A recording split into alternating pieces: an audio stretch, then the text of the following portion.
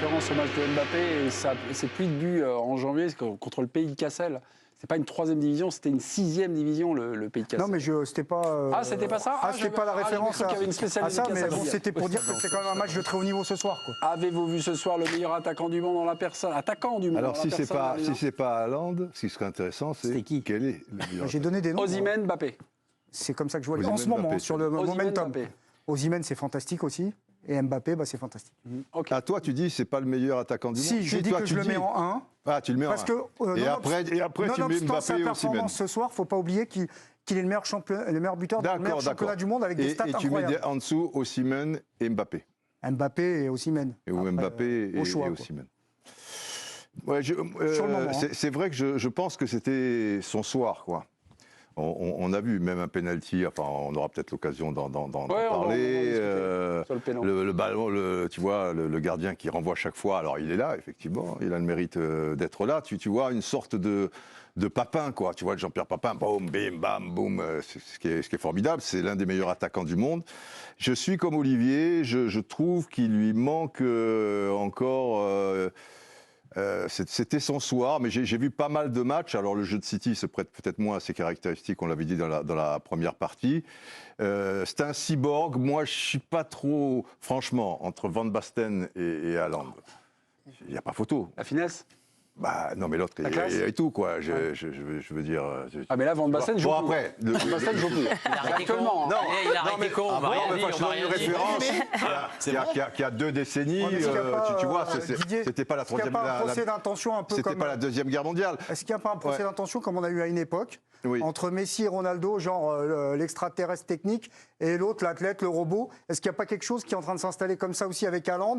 Genre, je dis pas que c'est un bourrin, c'est pas du tout le mot que j'ai utilisé. Peut-être, après, il est dans son rôle. Qui lui serait après, ça dépend de la sensibilité de football de chacun. C'est robotique. Je pense que Mbappé, s'il règle certains problèmes de finition, a une gamme un peu plus large. Mais voilà. Enfin, il est dans le top 3, ça va être un coulin.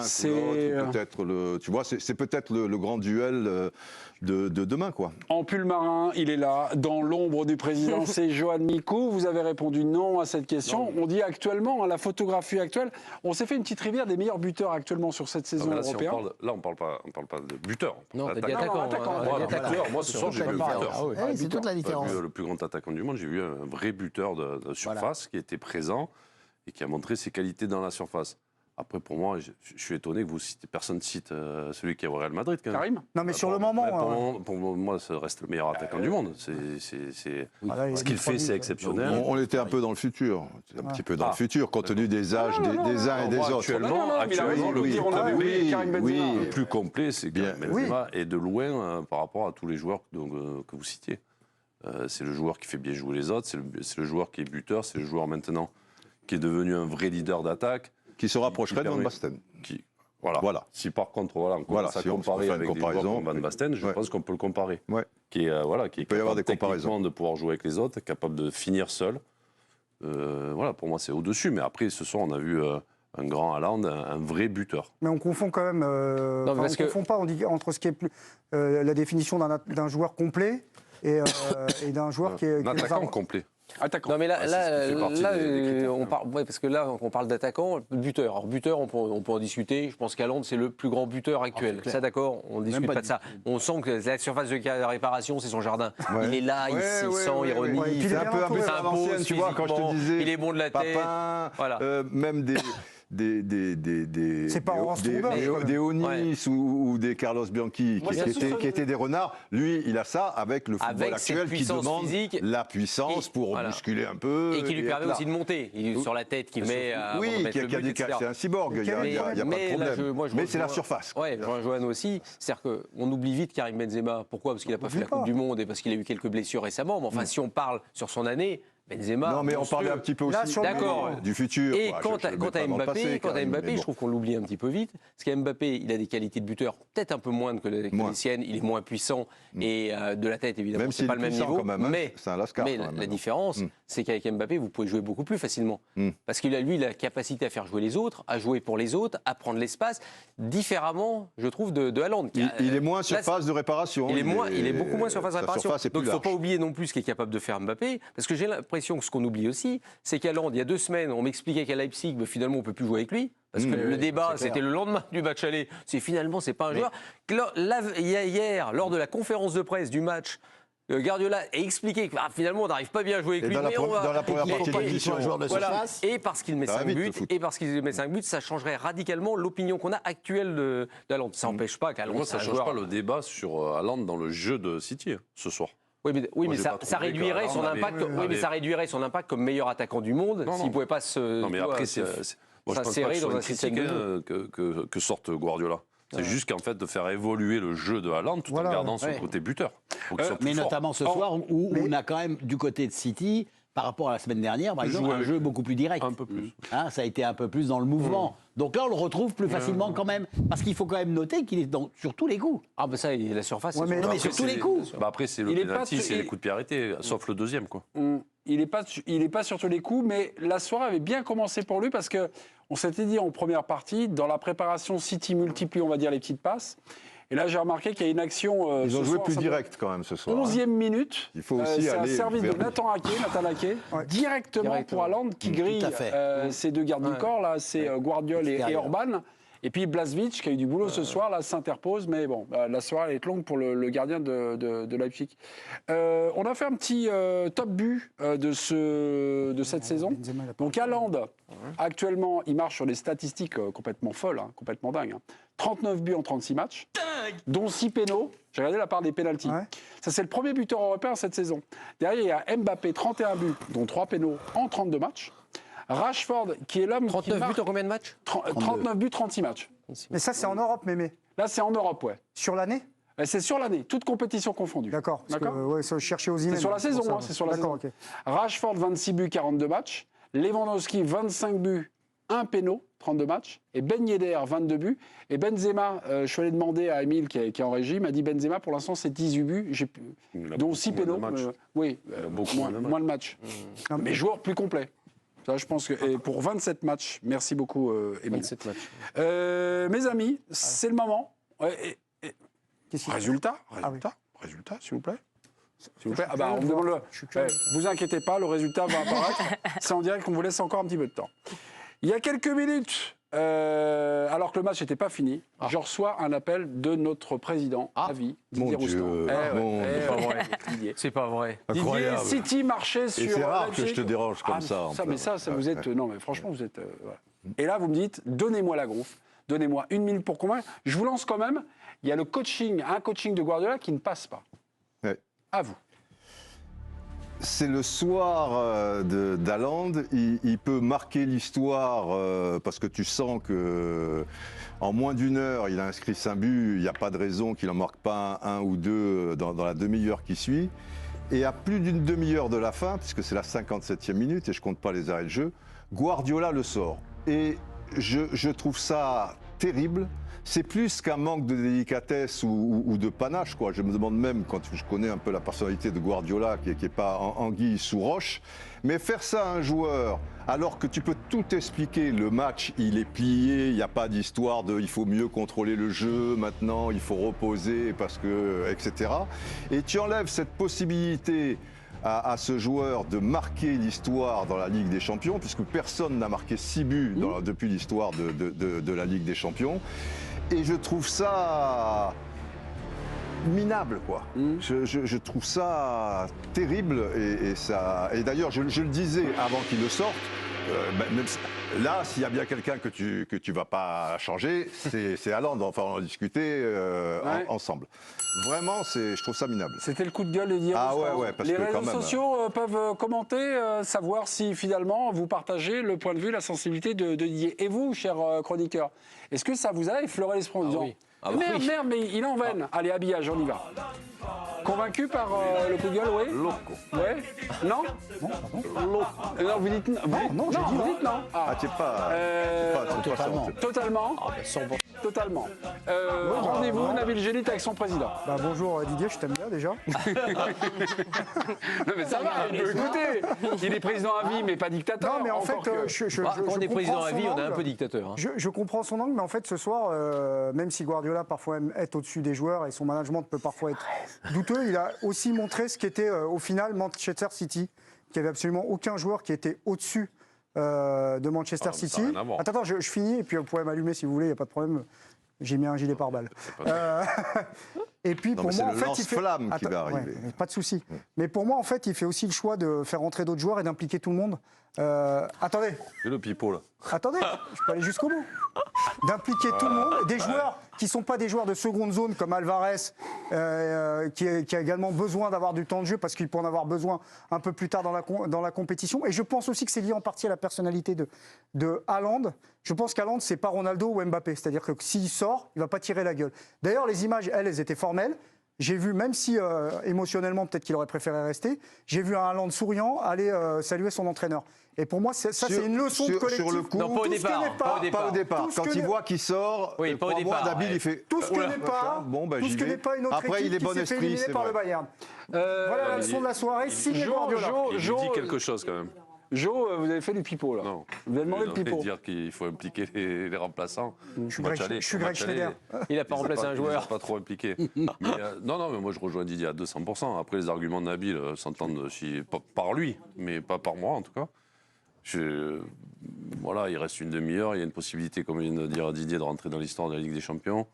Virginie l'a dit tout à l'heure, c'est le troisième à en marquer 5. Donc tu peux laisser ton joueur une demi-heure, même 20-25 minutes de plus pour essayer de tenter cet exploit-là. 33 minutes. Non, mais tu le laisses le fais sortir à la fin. Tu le sors à 89e à la fin. Donc moi je rejoins Didier sur le côté manque de classe de Guardiola. Ouais. Mais on a l'impression que Guardiola, il ne veut pas non plus qu'un joueur lui fasse de l'ombre d'une certaine manière. Parce que cette victoire, on peut parler de la victoire de City, on va en parler d'Haaland, mais s'il marque 6 buts, on ne parle plus que d'Haaland. Ça, je ne suis pas d'accord. S'il en met 5 ou 6, ça ne va pas parler. C'est ça changera normal. rien sur l'histoire de C'est un, Haaland. soir pour Haaland. C'est un soir. au- Là, il en a mis 5, on va parler que de Haaland. Ouais, peut-être, mais on parlera peut-être aussi de la victoire, on parlera peut-être aussi un peu de Guardiola. Mais moi, je suis 100% d'accord, d'ailleurs, quand on regardait le match, j'étais comme un fou. Mais comment il est t'étais sur possible les de bonbons, sortir arrête. Hein Comment il est possible Justement, c'est en mangeant un bonbon. Je crois qu'il n'y a pas d'explication. un entraîneur de ce niveau, Mais non. quand même, si tu Qui veux, veut pas et mettre même son un joueur niveau en valeur. moindre, qui va sortir un gars alors que le match est plié, et il reste 33 minutes de jeu, il a marqué 5 buts, jamais dans la Ligue des Champions il a marqué 6. C'est méconnaître City. Qu'est-ce que tu vas le sortir, si tu veux, c'est pas... On va lui poser la question. Non, Quelqu'un là-bas Oh, mais il est intelligent, il y aura toujours une bonne réponse. Enfin, je serais curieux de connaître ça. On va lui poser la question. Olivier Rouillet prend un rendez-vous, une date, comme disent les jeunes, avec Nabil Gélit. C'est la question roulement de tambour, joué en face-to-face. Et si c'était Mahrez dans cette situation? Et là,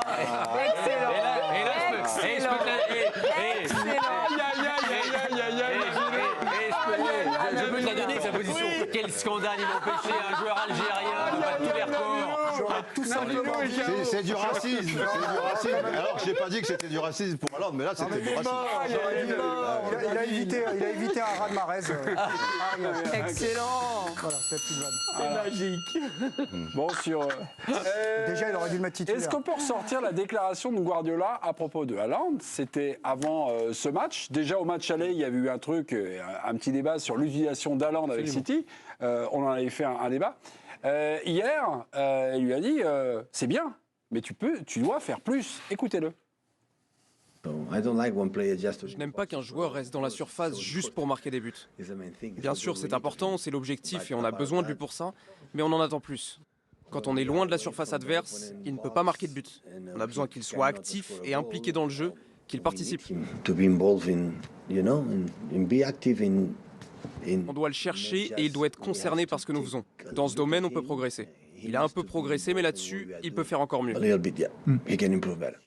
Je ne veux pas revenir sur sa logique et sur ses raisons. Moi, je veux revenir peut-être sur son type de management. Est-ce que quand on est d'une intransigeance telle que Guardiola, est-ce que ça peut provoquer chez un joueur un effet inverse, un effet de découragement putain, je ne serai jamais à la hauteur de ce qu'il me demande. Est-ce qu'il y a quelque chose aussi, ça, quand on est aussi intransigeant que ça avec quelqu'un, alors que bon... C'est de l'exigence aussi, enfin c'est normal. Intransigence. Moi je dirais, non, c'est pas de l'exigence. Là, Tout dépend quand tu es en tête-à-tête avec lui. Quand tu es en tête avec... Je ne sais pas, quand tu es en tête-à-tête avec Guardiola, moi j'y suis jamais, j'y serai jamais. Ah bon? Mais qu'est-ce qu'il te dit?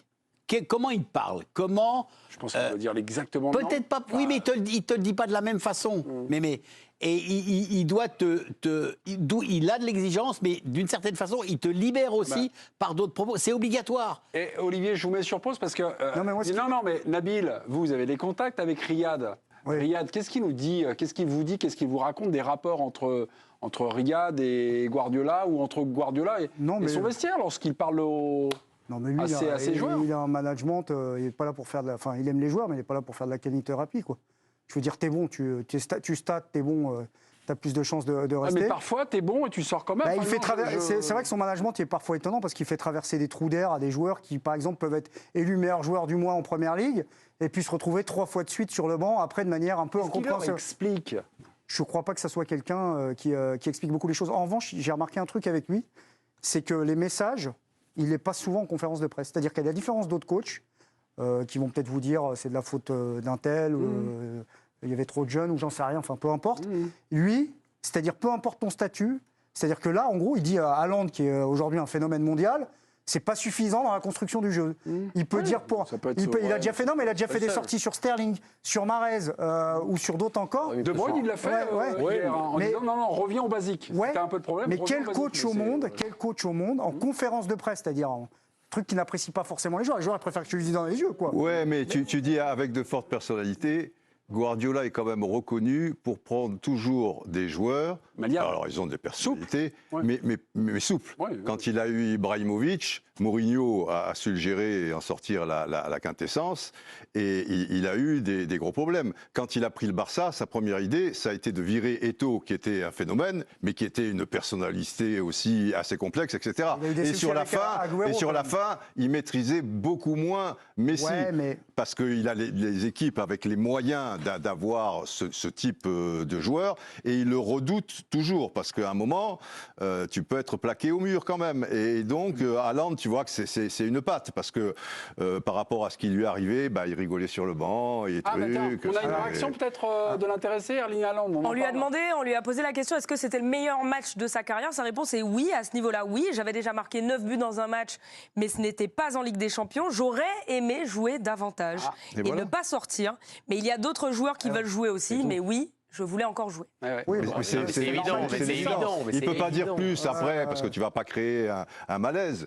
Mais c'est le b.a.-ba. Qu'il le sorte, c'est un scandale. Et ça dénote beaucoup de choses par rapport aussi à la personnalité de Guardiola, qui n'aime pas les personnalités. Et moi, je l'ai eu en tête-à-tête, Guardiola, à l'époque du syndicat. Il trouvait que tu avais beaucoup de personnalité. Il était joueur du Barça, et c'était pour une réunion très importante où les joueurs allaient s'exposer. En tête-à-tête, il m'a dit, je serai là. En plus, c'était à Barcelone, tu vois, ce jour-là, tu peux compter sur moi. Et il n'était pas là. Et j'ai appelé son portable, il était à CJ, j'ai dit, oui, tu comprends, Didier, machin. Donc, c'est pas...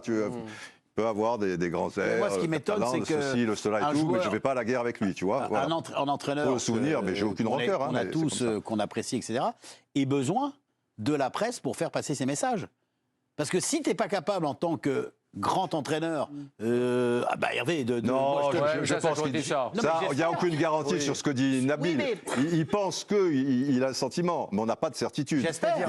Parce que sur le fait qu'il fait passer ses messages uniquement à la presse. Non, j'ai pas dit ça, mais à la différence d'autres, quand tu lui poses une question, il sait ce qu'il fait, quoi.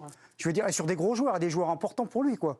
Donc là, il dit. C'est parce qu'il a encore le des gros joueurs où il n'y aura pas de répondants ou des choses comme ça. Moi, le seul que j'ai vu être capable de faire ça là récemment, et je termine là-dessus, être capable de mettre une mini cartouche ou dire un joueur, il n'a pas été bon, mais un joueur de niveau Ballon d'Or, c'est Ancelotti. À un moment, il a repris un truc sur Benzema et Karim n'a pas été bon, il le sait, blabla.